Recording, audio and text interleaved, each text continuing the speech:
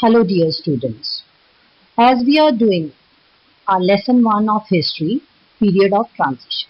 In that chapter we have covered transition period from medieval to modern or the Renaissance and Reformation.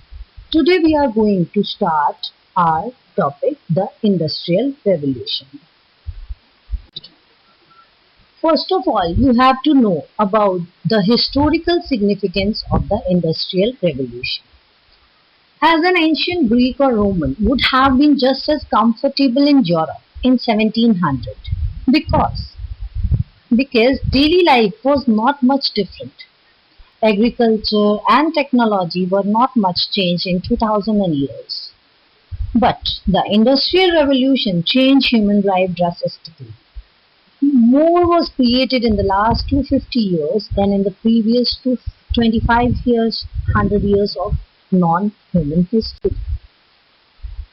First of all, you have to know about what was the Industrial Revolution. Industrial Revolution was a fundamental change in the way goods were produced from human labor to machines, or you can say the more efficient means of production and subsequent higher levels of production triggered far-reaching changes to industrialized societies. But first of all, you have to know why England became the birthplace of the Industrial Revolution. So why the Industrial Revolution started in England? There were so many reasons. So the first reason, the commercial revolution made many English merchants very wealthy. And these merchants had the capital to invest in the factory system, money to buy buildings, machinery and raw materials. And second reason, they have more colonies than any other nations, and wealth from the commercial revolution spread beyond the merchant class. Its colonies gave England access to enormous markets and vast amounts of raw materials. Third reasons, they have lot of raw materials. England itself possesses the necessary raw materials, means they itself create their own raw materials for the production. They have vast coal reserves, powered steam engines, basic building block of large machine, railroads, tracks, trains and ships. Then for the industries you need workers, so they have uh, ample of workers. Serfdom and guilds ended earlier in England than other countries. English people could freely travel from the countryside to the cities.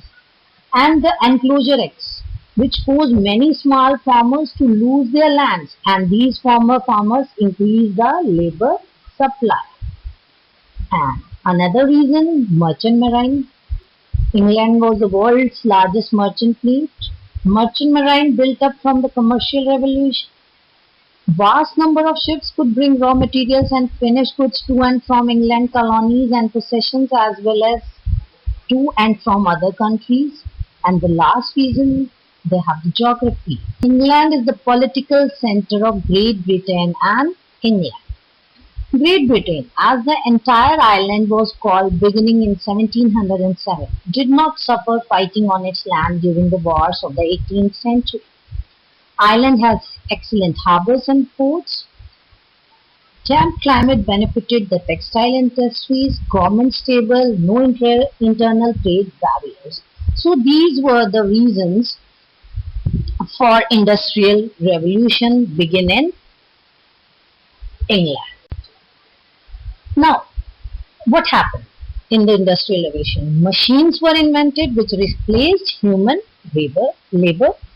New energy sources were developed to power the new machinery, water, steam, electricity, oil. Some historians place advances in atomic, solar and wind energy at the later stages of the industrial revolution. Increased use of metals and minerals, aluminium, coal, copper, iron, etc. Now, these are the impacts of industrial revolution.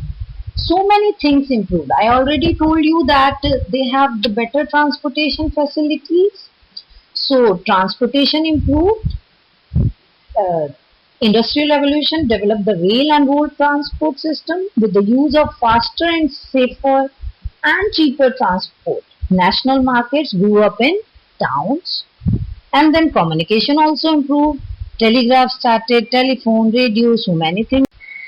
There were so many developments after the Revolution. Mass production of goods. Due to large-scale production of quality items at cheaper rates, most of the goods came within the reach of the people. Development of factory system of production. Developed to replace the domestic system of production. It means faster method of production. Workers concentrated in a set location. One example I'm giving you, the factory system, the factory owner bought large lots of popular fabrics and had workers create multiple dresses in common sizes, anticipating that women buy them. Then the next development, rural to urban migration, urbanization, growth of new cities and industrial towns, expansion of trade and commerce led to expansion of old cities and growth of new towns near the factories. Such cities had the concentration of factories, marketing and financial institutions such as banks and guilds, etc. People left farms to work in cities. Then we have the development of capitalism. Industrial Revolution gave rise to capitalism as a system of economy.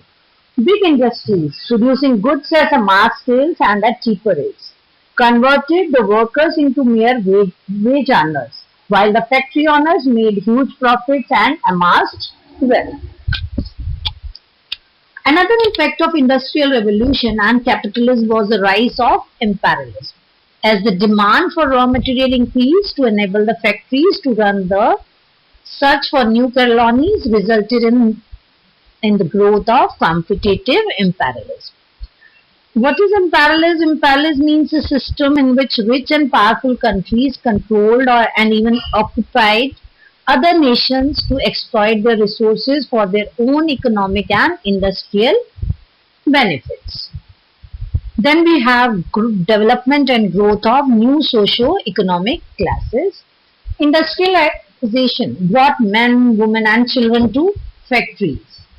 Work hours were often low and wages were very poor. Work hours were often long and wages were poor. Unemployment was common, particularly during times of low demand for industrial goods. So many workers' union at local level came up by the mid-19th century in Europe. Socialism was a well-known body of ideas that attracted widespread attention. Socialists were against private property and sight as the root of a social ills of the time. Last, commitment to research and development. Investment in new technologies, industrial and governmental interest in promoting inventions, the science and overall industrial growth. There were some ill effects of industrialization also, like slums, overcrowding and poor housing conditions. Usually, the factories were situated near the coal fields or seaports. Not much attention was paid towards providing suitable houses for the industrial workers. So the workers in the towns lived in overcrowded localities without proper sanitation and drainage. And second, exploitation of the workers. The workers had to work hard for long hours under harsh conditions. Their wages were badly inadequate. Even women and children were engaged in factories at lowest wages. So this is the first industrial revolution. Hope you have enjoyed the chapter. Thank you and have a nice day.